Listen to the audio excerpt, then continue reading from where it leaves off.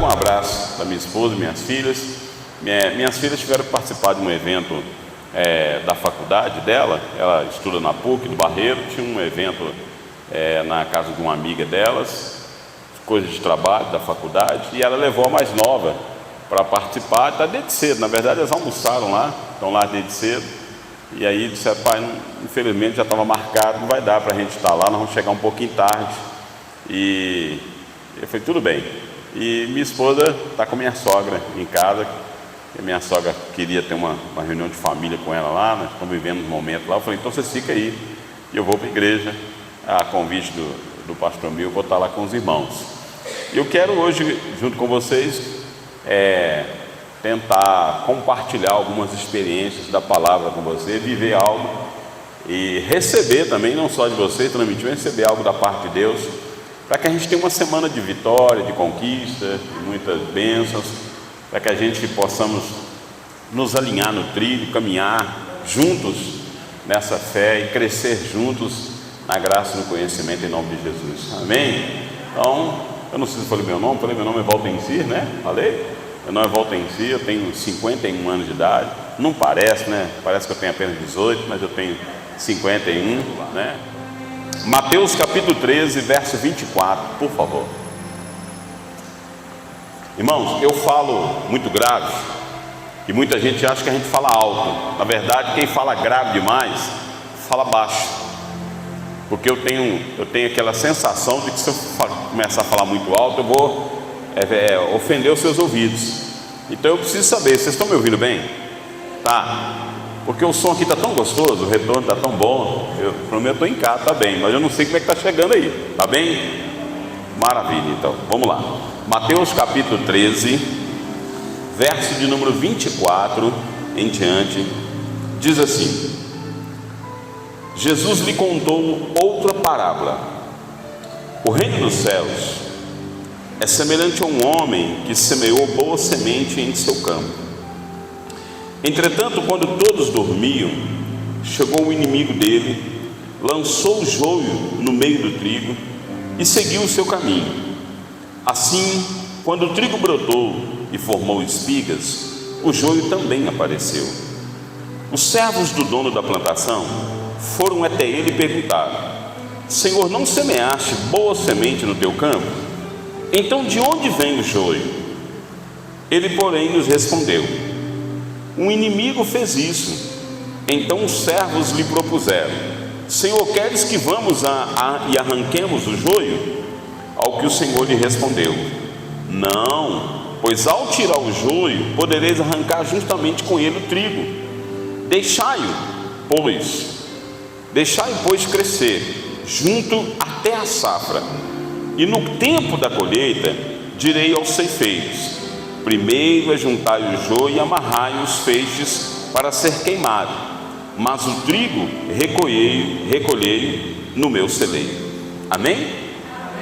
Vamos orar. Pai, em nome de Jesus, fale ao nosso coração e também ao nosso entendimento. Traga sobre nós revelação da Tua palavra.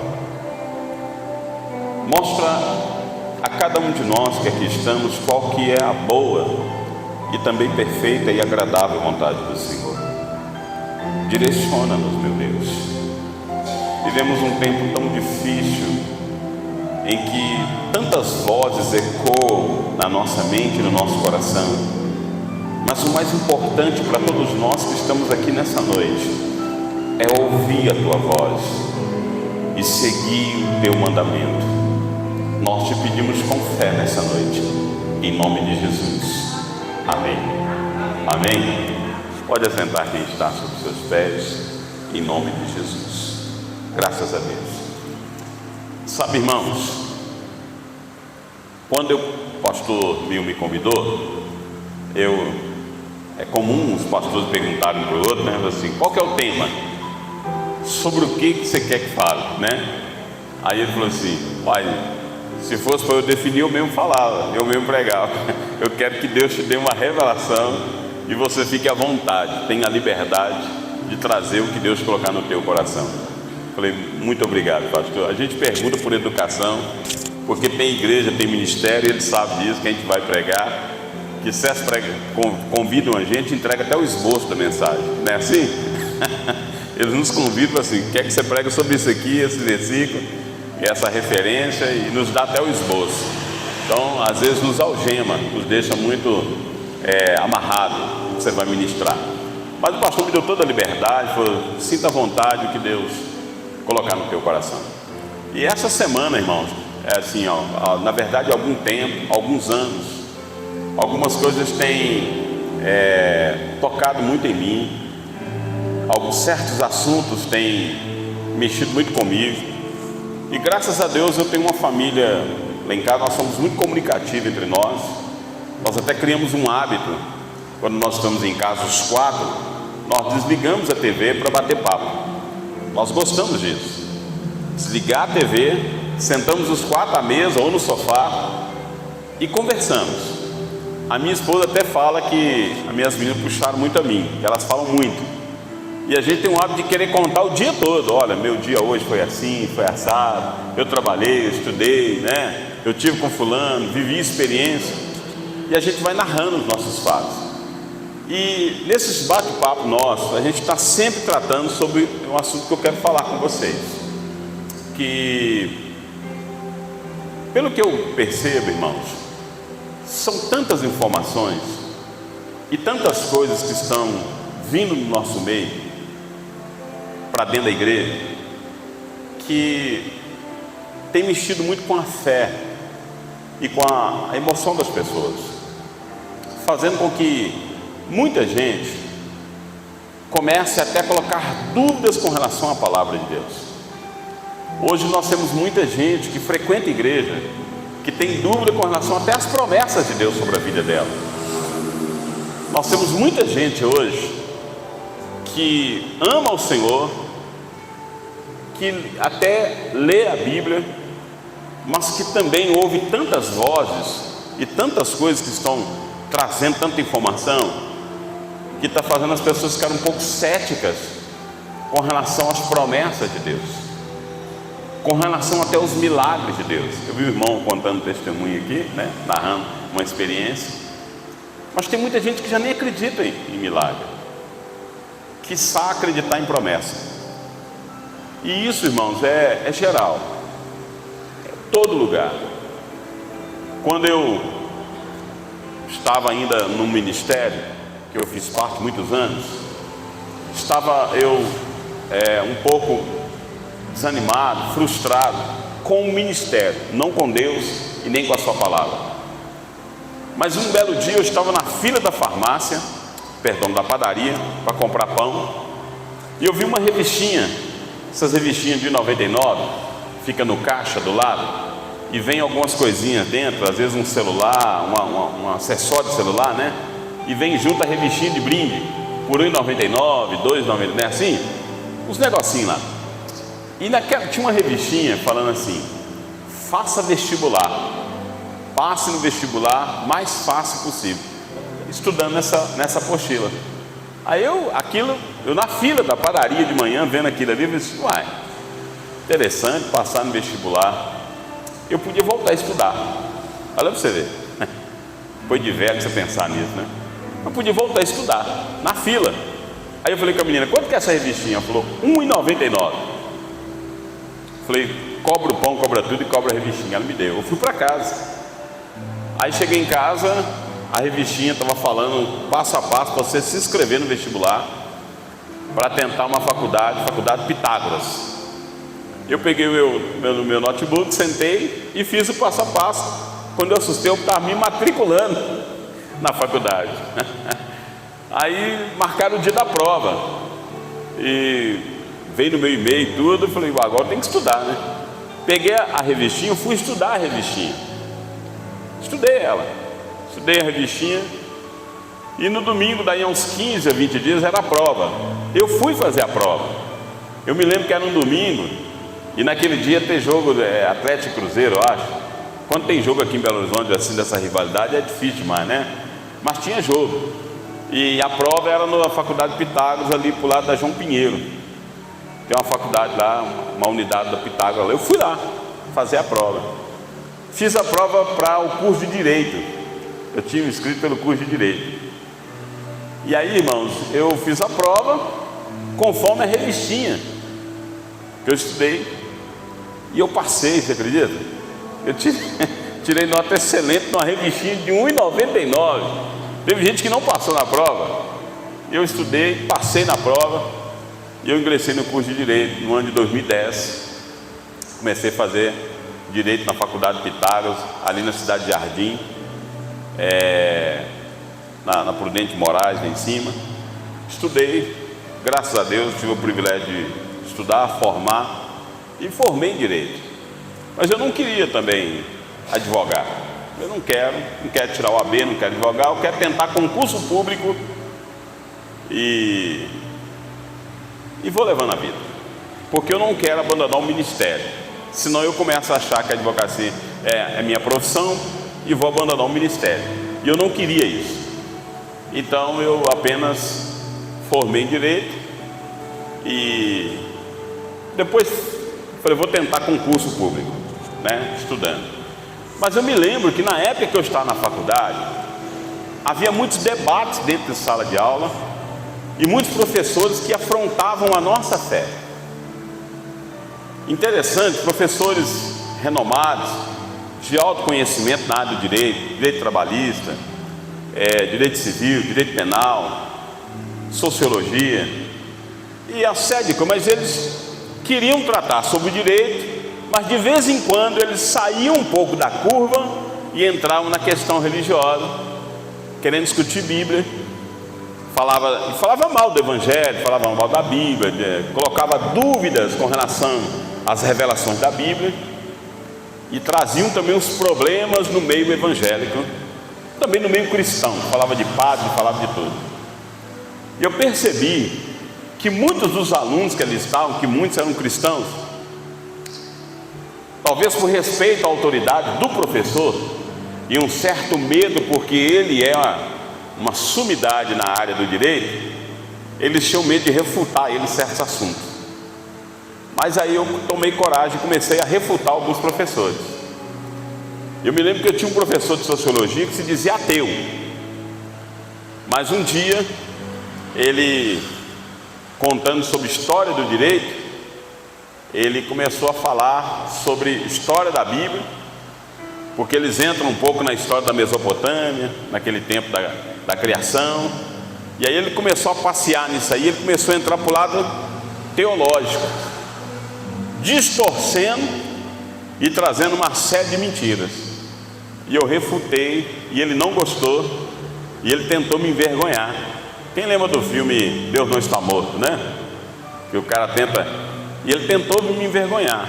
Aí eu levantei e falei, professor, eu não quero discutir, bater boca com o senhor, mas se nós formos falar de teologia e de Bíblia, eu conheço, eu não brinco de Bíblia, eu sou formado em teologia, eu tenho um curso superior em teologia, e eu não brinco de ler Bíblia, eu conheço a Bíblia, eu não só li, eu estudei ela muitas vezes, eu já li a Bíblia 10 vezes, então se nós formos entrar nesse assunto, eu vou envergonhar o senhor. Se formos discutir assunto de direito, o senhor me coloca envergonhado, porque eu estou aqui para aprender, não sei nada. Então por que cada um não ficar no seu quadrado? Adoado, cada um no seu quadrado, e o senhor dá a matéria de direito e eu fico com o meu conhecimento de teologia para cá, e nós não discutimos uma religião dentro de sala de aula. Esse cara me chamou para uma reunião da diretoria do Pitágoras, chamou o diretor do curso para a gente depois conversar após o curso, porque ele disse que eu estava afrontando ele dentro de sala de aula. Olha para você ver, eu fui advertido, mas eu me impus. Mas graças a Deus, por causa desse dia, nenhum professor nunca mais fez esse tipo de coisa dentro de sala de aula, pelo menos na minha turma. Por quê? Quando eles percebem que tem alguém que defende a sua crença, o que sabe o que quer, as pessoas então ficam com medo e não mais querem afrontar. Mas nos dias de hoje, irmãos, está surgindo tanta dúvida, está surgindo tantos assuntos, tantas vozes, e eu acho que as pessoas com medo de querer se impor ou querer dizer o que pensam ou as suas convicções, vão engolindo e vão aceitando muitas coisas, e muitos estão ficando doentes emocionalmente doentes. Hoje se discute dentro da igreja sobre esse negócio de inclusão, se discute questões de gênero dentro da igreja, se é aceitável ou não o casamento homoafetivo, se é aceitável ou não a união estável entre homem e mulher, aliás, entre homem com homem, mulher com mulher. Esses tipos de questões estão entrando na igreja dizendo, não, nós devemos discutir porque isso é evolução. Mas eu te pergunto uma coisa, irmãos, desde o tempo em que o Senhor tirou Israel da terra do Egito e levou para a terra prometida, uma das coisas que Deus sempre instruiu o seu povo: não se misture com os povos daquela terra, com a sua cultura, com o seu conhecimento, com a sua ciência, porque eu vos darei conhecimento, darei leis, darei revelação. E o próprio Deus instituiu uma nação através de Moisés, e ele trouxe para a nação de Israel uma constituição. Foi ou não foi? Trouxe leis. Você sabe que o primeiro legislador na face da terra que teve foi Moisés? Foi o primeiro legislador, o primeiro jurista. Foi Moisés, porque Deus deu as leis para ele. E as nossas leis que nós seguimos hoje, a maioria delas foram extraídas da Bíblia. A evidência disso é que todo juiz, quando está no tribunal, manda pôr a mão sobre a Bíblia para jurar sobre ela. Mas eles não acreditam no que está lá dentro, mas sabem que ela é a regra moral e princípio. E aí vai. Mas eu te pergunto, você acha que Deus mudou? Você acha que os ensinamentos e os mandamentos de Deus mudaram? A Bíblia diz assim que Deus é o mesmo ontem, hoje, será o mesmo eternamente. Então por que eu devo começar a aceitar essas coisas sendo empurradas e impostas dentro da igreja? Não porque eu tenho que ser inclusivista. Eu devo aceitar uma pessoa que às vezes ele optou por viver uma vida homossexual, ou viver uma vida totalmente largada, pecaminosa. Ele quer viver assim, mas ele está dentro da igreja. É melhor ele estar dentro da igreja do que fora. Não. A igreja ainda é um local transformador, irmãos. Você vem como está, mas não fica como está. Você é impactado e transformado. Sim ou não? Quem aqui tem mais de... Quase todo mundo aqui tem mais de 10 anos de crente? Quem tem menos de 10 anos aí de cristão? Tem uma irmãzinha, poucos, na maioria tem mais de 10 anos, não é? Ninguém veio para a igreja ou veio para Jesus angustiado, triste, doente, abatido e permaneceu desse jeito. Não é verdade? Porque Cristo transforma a vida de qualquer um. Então esse negócio de inclusão, pluralismo dentro da igreja, eu não consigo entender. Fala, será que eu sou o único que eu sou antigo? E aí fala assim, não, você está ficando velho. Não, porque a Bíblia não muda. Eu, desde quando eu me converti há 30 anos atrás, é a mesma Bíblia que eu prego, que eu leio. E a mesma Bíblia que eu prego e leio é a mesma que você prega e lê. Ou ela mudou? E aí você vê alguns dizendo assim, não, mas a Bíblia precisa ser atualizada. Não tem gente falando isso? A Bíblia está precisando passar por um processo de atualização. Ela tem que ser atualizada. Eu falei, não acho. Então você acha que Deus também tem que ser atualizado? Sendo que a Bíblia diz que Ele entende e conhece o mais íntimo do nosso ser. O que você pensa e fala, Ele já sabe. E que Ele tem o poder de penetrar em você de tal maneira que Ele separa a medula dos ossos. Um Deus que tem essa onisciência, onipresença, onipotência, é Ele que tem que mudar ou você que tem que mudar? Desde quando você tem o livre-arbítrio, mas não quer dizer que esse livre-arbítrio é para mudar Deus, é para mudar você. É para você ter a direção das suas escolhas. Mas escolheu bem, se deu bem. Escolheu mal, se deu mal. Porque você colhe as consequências das escolhas. E não tem como. São consequências de escolhas. E isso não é ser tradicional, não é ser radical, não é ser antiquado, é ser verdadeiro. A Bíblia é tão atual, irmãos, que ela tem receita de bolo. Aqui tem tudo que você precisar. Tem receita de remédio, de chá, culinária. Como é que um troço desse não é atual? Tem tudo. Não, nós temos que atualizar a Bíblia. Irmãos, essas ervas daninhas estão entrando dentro da igreja. Por quê? Porque um senhor saiu a semear no seu campo. E na madrugada, quando ninguém viu, veio um ladrão e lançou uma semente. E essa semente que foi lançada misturou com o que já havia sido plantado. Mas cresceram. Aí os que estão, lavradores, trabalhadores, estão dentro da igreja, estão questionando. O que a gente faz? Arranca isso aí, queima, joga fora? Qual foi a orientação do Senhor? Deixa crescer, porque vai gerar fruto. Porque se não der fruto, vai chegar o tempo da colheita. É ou não é, irmão? Vai chegar o tempo da colheita. Agora ele fala, deixa dentro da igreja para que gere fruto. Agora deixar da igreja para ficar influenciando outros, aí não. É ou não é? Aí você tem que colocar limites, dizer não dá certo. A minha menina está com 21 anos. Ela também, eu não sei se ela foi influenciada por mim, resolveu fazer direito também. Está estudando na PUC, aqui do Barreto, fazendo direito.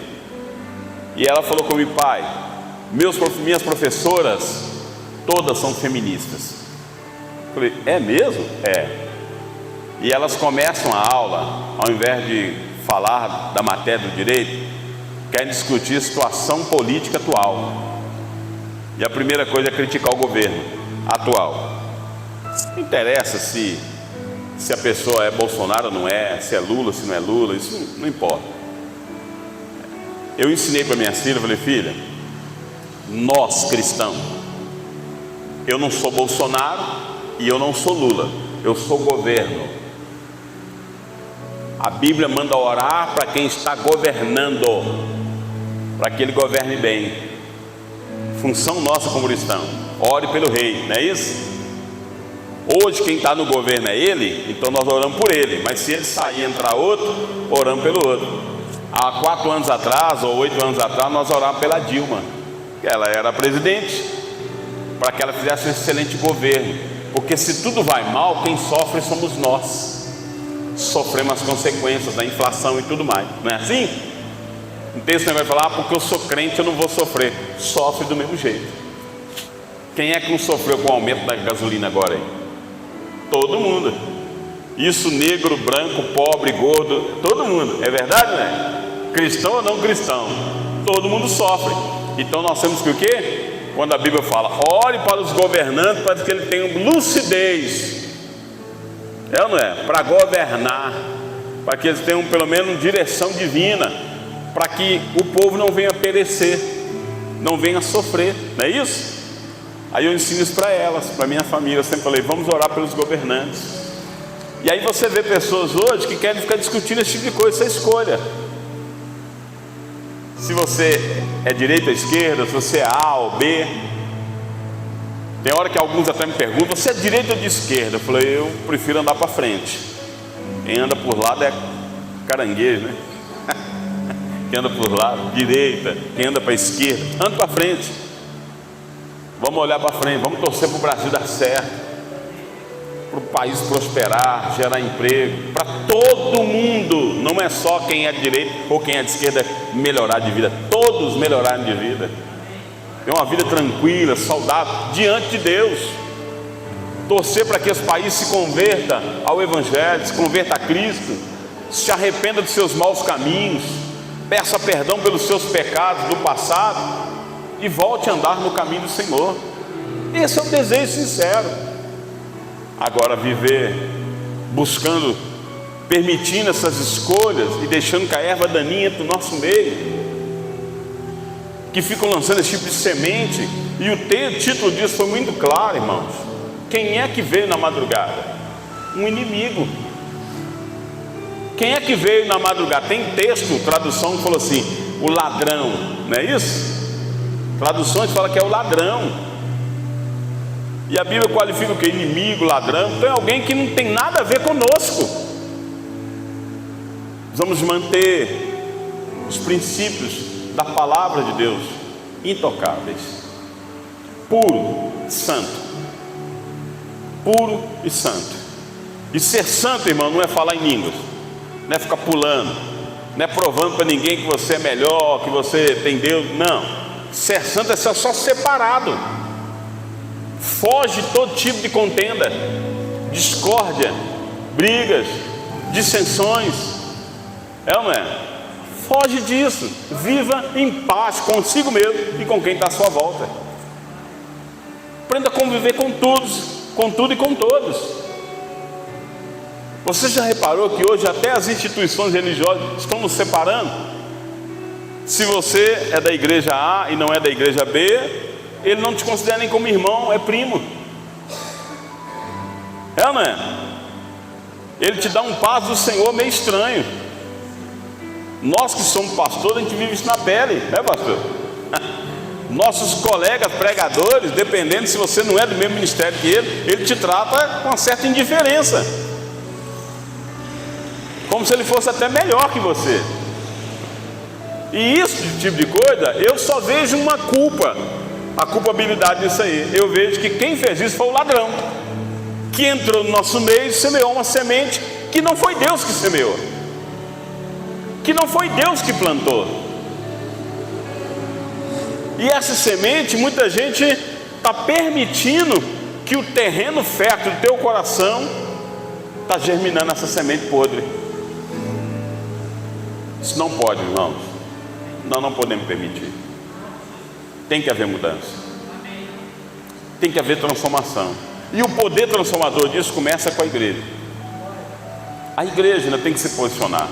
Sim, sim, não, não. O que passar disso não vem do Senhor, vem do ladrão, vem do inimigo. Sim, sim, não, não.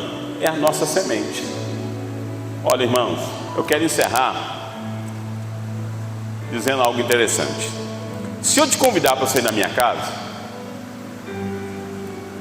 e eu falar, vamos na minha casa, para qualquer atividade, e você aceita para ir na minha casa, no caminho estão indo para minha casa, eu digo assim, escuta, vou te dar a chave da minha casa, você pode chegar lá, entrar na minha casa, porque eu vou passar em determinado lugar e comprar um lanche para nós, algo para a gente comer. E aí eu te passo a chave da minha casa, pode entrar. Quando você chegar lá na minha casa, você vai se deparar com a pia, com algumas vasilhas, louças. Você pode fazer um favor, enquanto eu estou comprando o lanche, lava para mim essas vasilhas rapidinho, que nós vamos usá-la para lanchar. Instrução simples, não é, irmão? E você vai ser beneficiado, não vai? Vai lavar a vasilha para comer. Então entra na minha casa, toma a chave, lava as vasilhas na pia. E eu te dou a chave, você vai. Você chega na minha casa, abre a chave, entra. E logo quando você entra, você vai para a cozinha e identifica as vasilhas sujas na pia. Você fala, então eu vou fazer o que ele me disse, a instrução, vou lavar as vasilhas. Só que quando você chega na cozinha, você percebe que o chão da minha cozinha está sujo. E quando você olha ao redor, você vê que também um pouco o chão da sala também está. Aí você toma a iniciativa de pegar uma vassoura, um pano, e você começa a limpar o chão da minha cozinha. Você faz um trabalho extraordinário. Aí você passa para o chão da sala e limpa o chão da sala, que fica uma coisa brilhando. Chego eu da rua com o lanche para nós lancharmos, e quando eu abro a porta da sala, eu fico maravilhado com o seu trabalho. Eu fico impressionado como que a minha sala está brilhando de tão limpa. O chão está perfeito. Eu caminho para a cozinha, dá vontade de eu chorar quando eu vejo os pisos tão lindos daquele jeito. Nunca vi o piso da minha cozinha tão limpo como daquela vez. Você fez um trabalho fantástico, extraordinário, digno de palmas, é, não é? E você fica todo orgulhoso. porque o piso está limpo. Mas quando eu ergo os meus olhos e olho para a pia, as vasilhas continuam lá, suja, do mesmo jeito. E aí nós dois vamos ter que juntar e lavar as vasilhas. Eu vejo nos dias de hoje, e às vezes a igreja está desse jeito, irmãos. A igreja está fazendo algo que ela não foi chamada para fazer. Ela está realizando uma atividade que Deus não pediu ela para fazer. Ela está fazendo algo bom, algo até interessante, bonito até, mas não está fazendo o que Deus pediu para ela fazer. E o que ela está fazendo hoje de bom, muita gente bate palma, é até louvável, acha engraçado, acha legal, porque é interessante, mas não é o que Deus pediu para fazer. Quem lembra a primeira mensagem que Jesus pregou em Mateus capítulo 4, quando ele começou o seu ministério? Arrependei-vos, porque é chegado no meio de vós o reino dos céus. Tudo que Jesus pede na sua pregação é arrependimento. Ele não pede para você vir para a igreja e se transforme num grande pregador, num expert, né? Um teólogo. Ele não está pedindo para você se transformar, sei lá, num especialista em qualquer coisa da igreja. Ele só quer que você se transforme numa pessoa melhor, que você se arrependa dos seus maus caminhos, tenha consciência de que você é pecador e precisa de Deus. Porque se você não se arrepender, você não consegue compreender e entender o reino dos céus. Sem arrependimento não há mudança, sem arrependimento não há transformação. Há muita gente vindo para a igreja, vindo para Cristo, irmãos, querendo ser tudo menos arrependido,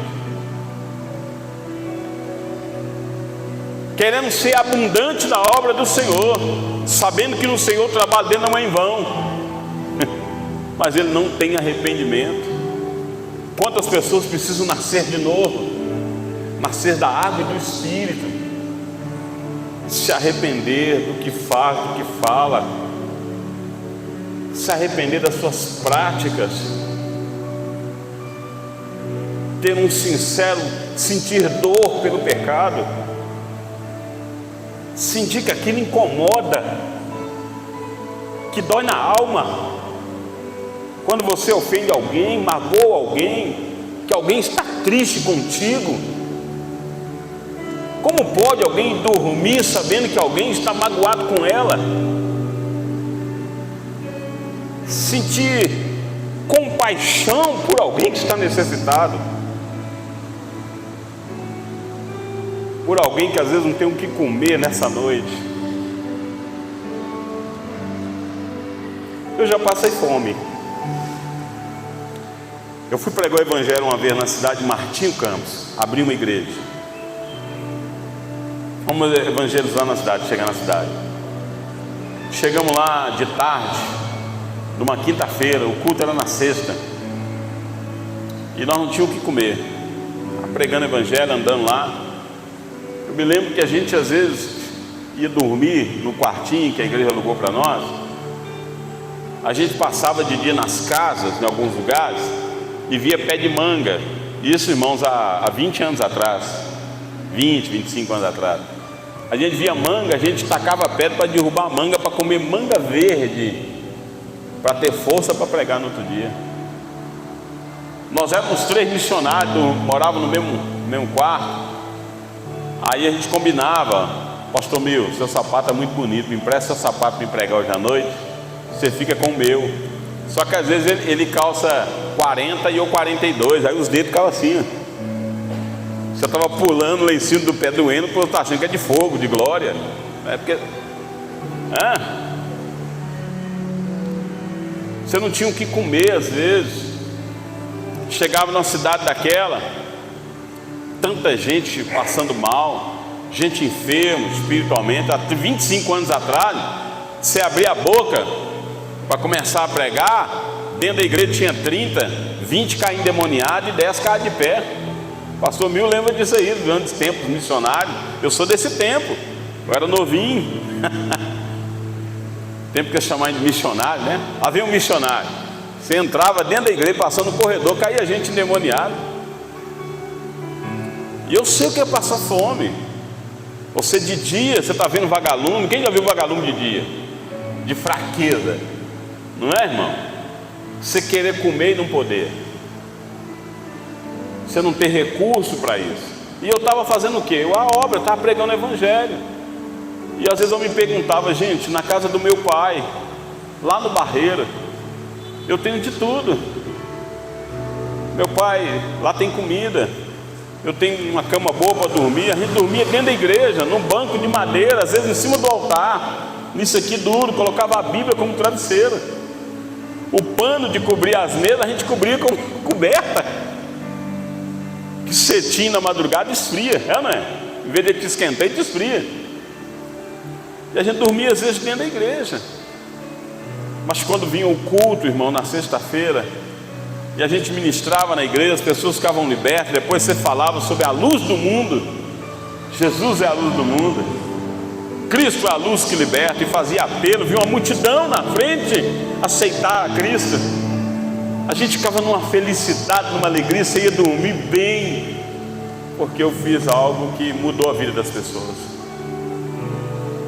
Passou-se 20 anos, eu estava na cidade de Rio Piracicaba. Eu era pastor em João Molevade. Aí eu fui pregar na igreja de um pastor amigo meu em Rio Piracicaba. Estou lá pregando na igreja, chegou um casal, quando terminou o culto, à frente, chorando. Eu não conheço. Pastor, o senhor lembra de nós? Não. Me abraçou o rapaz, falou: pastor, eu trabalhava num circo, e eu estava na cidade de Papagaio com meu circo, e o senhor foi abrir igreja lá.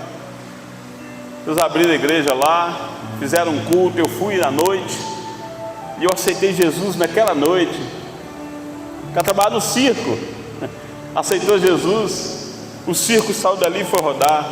Depois, com o tempo, eu abandonei o circo, me tornei missionário. Eu me casei, tenho família. Agora eu vim parar aqui na cidade de Rio Piracicaba, porque eu trabalho numa empresa aqui dentro. Trabalho aqui nessa empresa, sou cristão de tal igreja, e tenho o Senhor como meu pai na fé.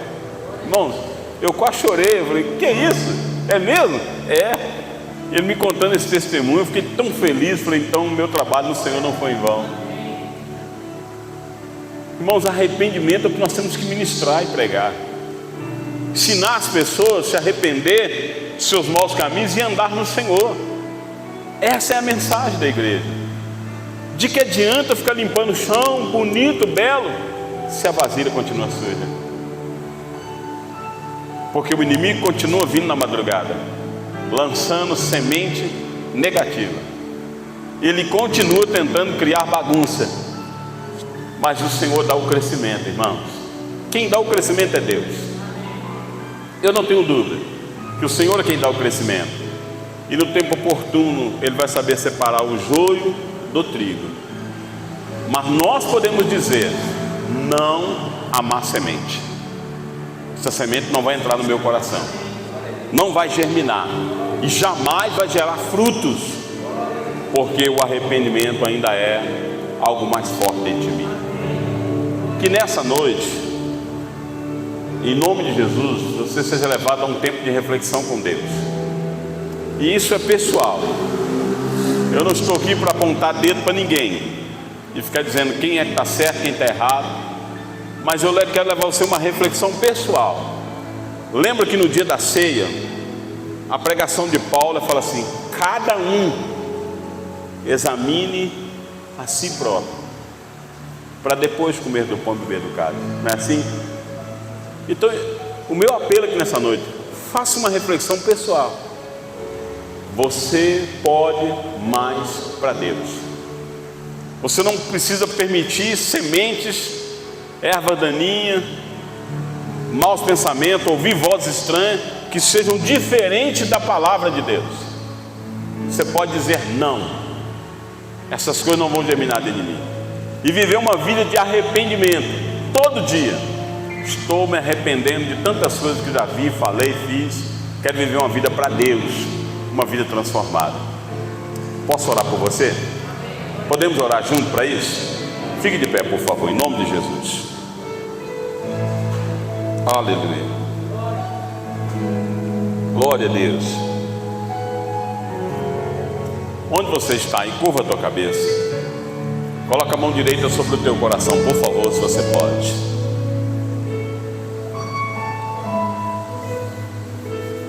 Por favor, por um minutinho, feche os olhos.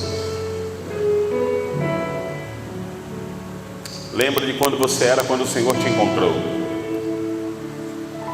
Quando um dia Ele se encontrou contigo.